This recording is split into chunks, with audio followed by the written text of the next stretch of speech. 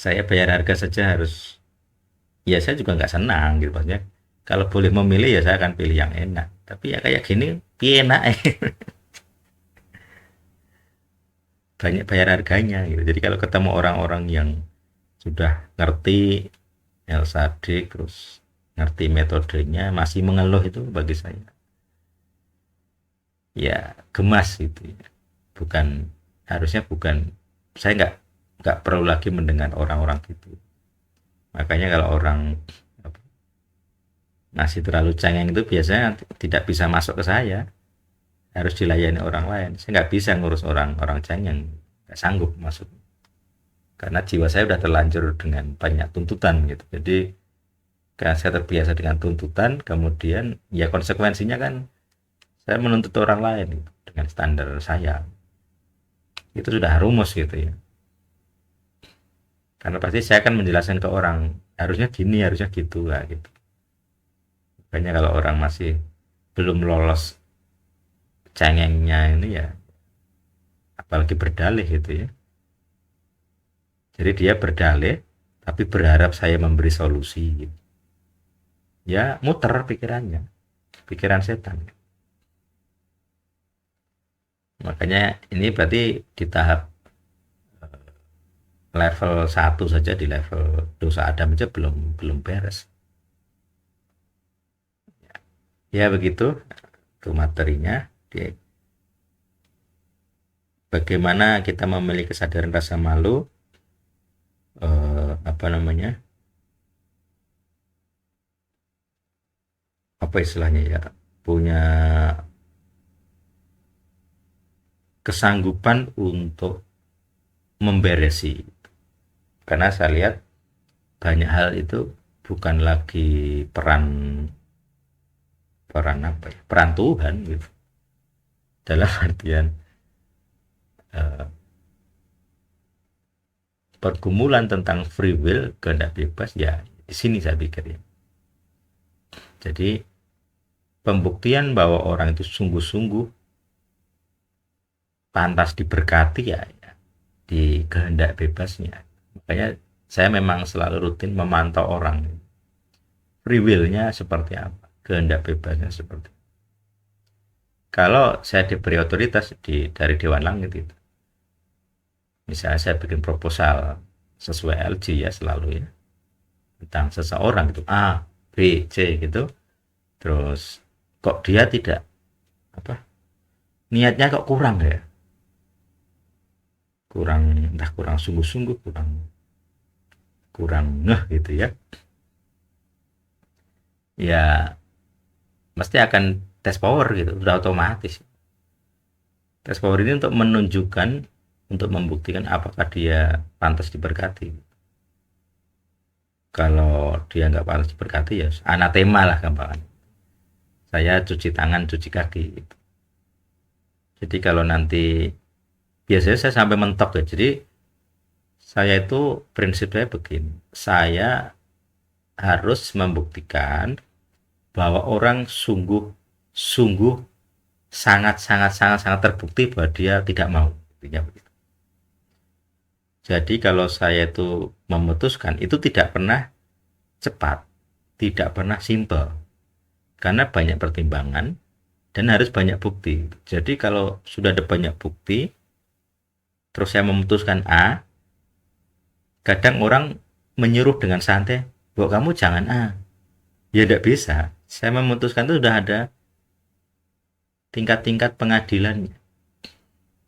Di pengadilan RT misalnya gagal, naik pengadilan RW gagal, pengadilan apalagi desa misalnya gagal, pengadilan kecamatan gagal, pengadilan kabupaten gagal, pengadilan provinsi gagal, terus pengadilan Mahkamah Agung misalnya. Jadi saya memutuskan itu pasti di level Mahkamah Agungnya bertahun-tahun. Kalau saya punya bukti, oh dia memang nggak mau toh, nah itu baru saya memutuskan. Ya tadi cuci tangan, cuci kaki. Tapi kalau nggak level-level ini sulit gitu, nggak bisa. nggak sesuai LG bagi saya. Termasuk dulu apa namanya, ini tentang ET feminim ya. Saya tes dulu, ini kok kayaknya belum yakin ya, ini kok nggak yakin. Jadi sampai mentok gitu, semua semua kriteria saya mentok, terbukti enggak, orangnya nggak mau gitu ya. Karena nanti saya harus beralasan kepada Tuhan, ya Tuhan, saya punya bukti dia tidak mau. Jadi LG. Jadi nanti kalau Tuhan marah kepada saya, nah buktinya ini. Tuhan juga sudah saya tanya nggak menjawab ini. Jadi kalau di hadapan Tuhan, LG-nya kuat. Lah kalian yang banyak orang ngoceh berdoa begitu ya, nggak punya LG ini, minta diberkati, pengennya hidup enak kok, ya nggak bisa. Kenapa ada orang mau bayarin? Saya kan sekarang punya tiap bulan harus bayarin orang gawe ya. Karena saya juragan baru kadang lupa. Tanggal 2, tanggal 3 saya di Japri saya. Mas, mengingatkan tanggal 1 Juni. Tanggal 1 Juni kemarin. Waktu itu kan saya lagi mules-mules ya tanggal itu ya. Jadi saya lupa lah intinya. Jadi tanggal 3 dia Japri. Saya baru ngeh gitu. Kok dia Japri kenapa ya? Jadi dia juga tidak bahas uang, gaji dan sebagainya. Karena kan kami diskusi terus ya. Kemudian baru ingat, oh iya, tanggung jawab saya, apa namanya, bayar uang. Jadi kenapa ada orang mau ngasih uang untuk pelayanan, termasuk dulu bayarin motor saya. Separuh itu harga motor itu persembahan itu. Artinya ya kalau bukan berkat Tuhan apalagi. Saya tidak melakukan apa-apa loh. Saya sejak dulu tentang terjemahan misalnya, saya sejak dulu pengen, memang maksud saya pengen punya terjemahan sendiri untuk saya sendiri awalnya ya, karena waktu itu belum ada El Sadik.